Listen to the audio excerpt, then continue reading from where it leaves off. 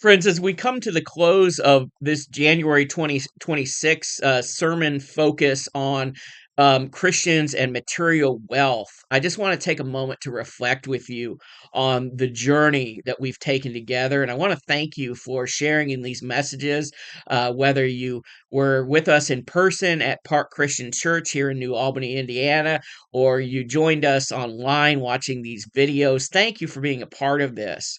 And over these past weeks, I've been talking, and we've been talking as a church honestly and faithfully about wealth and wisdom and the way of Christ.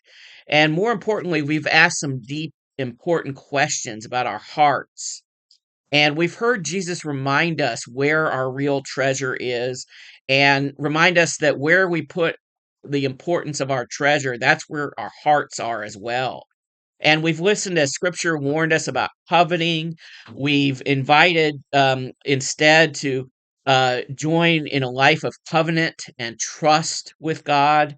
We've reflected on the love of money and how easily that can compete with our love for God.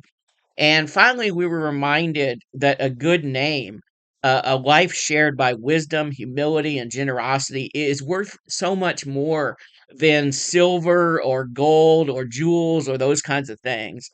And so, together, throughout these few messages, we have explored scripture and it's pointed us towards a simple but very important truth, which is what really is truly lasting and important and worth putting priority on in our lives is not the things that we accumulate, the material, the wealth, the money, the stuff.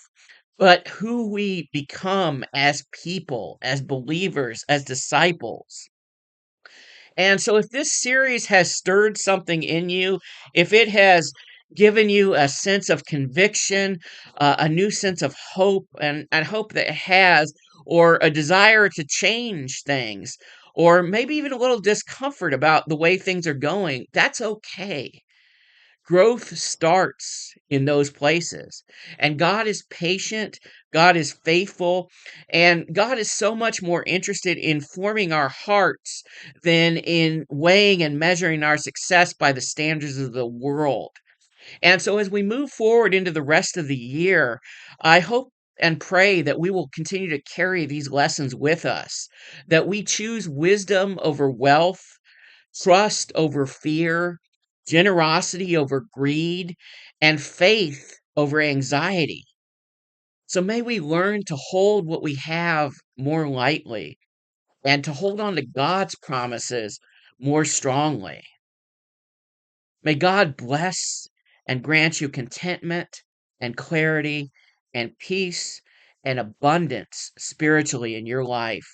And may your life bear the quiet and lasting riches of love, integrity, and grace. Thank you for walking this journey with me.